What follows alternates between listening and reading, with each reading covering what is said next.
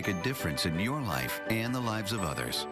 Come to a Cooley Law School information session and learn what it takes to become a great lawyer. Gain the knowledge you'll need to complete your life's puzzle. Find your missing piece at cooley.edu. All hands on deck! It's right below us!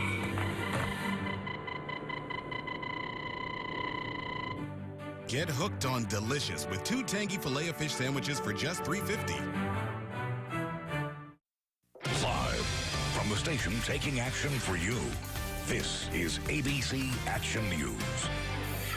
Like 1,000 little knives poking me in my body.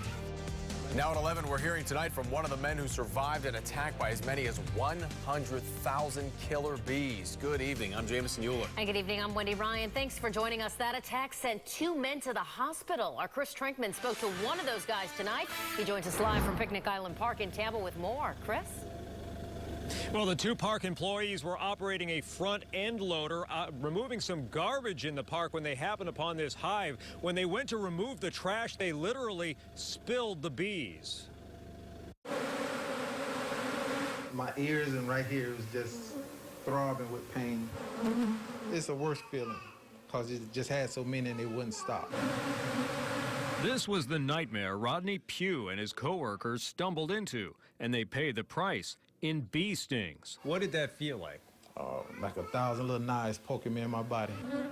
The 41-year-old says medical staff removed more than 60 stingers from his back and neck. His partner had more than 100. They were removing a pile of trash from Picnic Island Park when they lifted an old tire that happened to be the hive of killer bees. I'm trying to swat and they say never swat bees.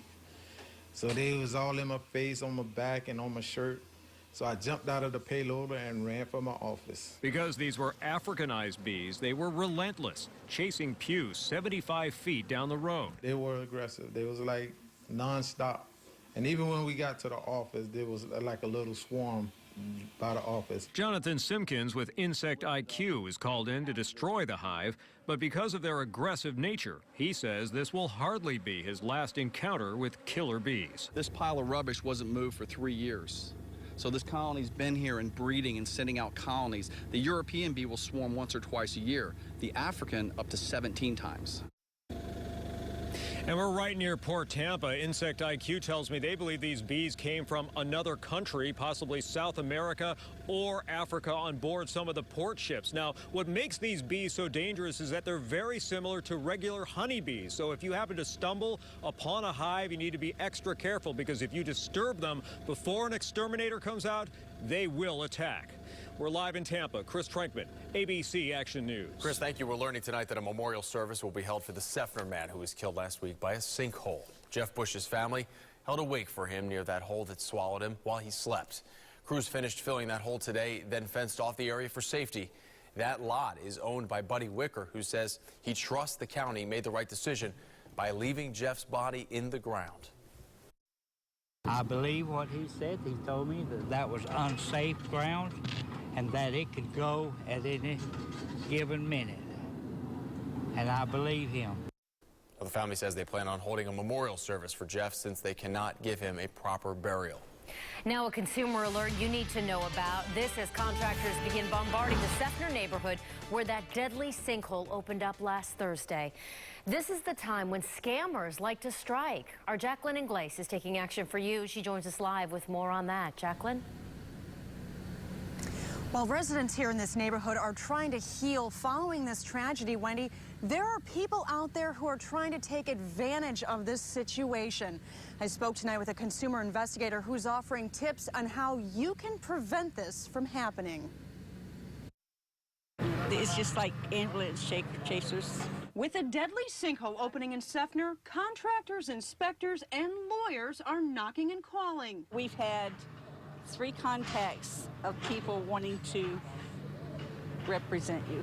Among the reputable business people, police are worried there are potential scammers who will try to turn this tragedy into their own monetary triumph. Don't make the matter worse and by getting scammed.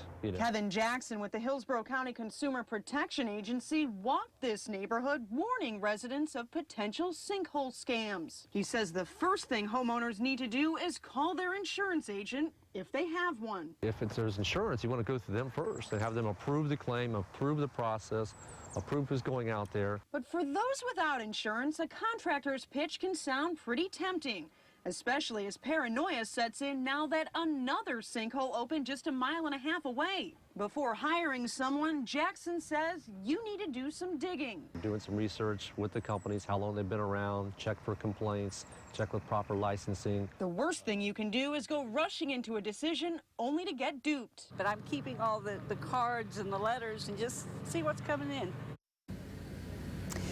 Jackson says homeowners should also avoid paying in cash and avoid paying the full amount before any work starts. He says if you can, work out an agreement with the contractor where you can pay in installments. He says it's also a good idea to look to family and friends for referrals.